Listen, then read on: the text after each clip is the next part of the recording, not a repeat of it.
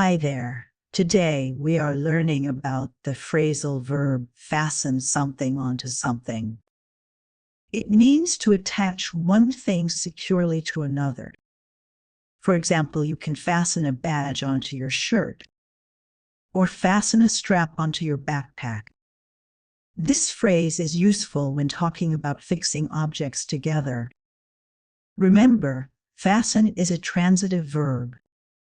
You need to say what you are fastening and where. Like fasten the sticker onto the wall.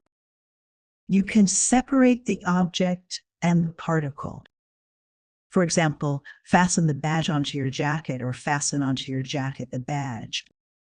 But the first is more common. Be careful not to forget the object. Incorrect. Fasten onto the bag. Correct. Fasten the strap onto the bag.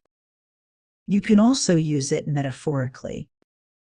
Like, she fastened her attention onto the speaker.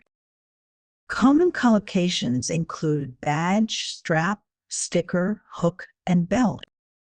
Try to use this phrase when describing physical attachments. It makes your English clear and precise. Practice with sentences like, fasten the key onto the ring. Thanks for watching. Keep practicing and see you next time.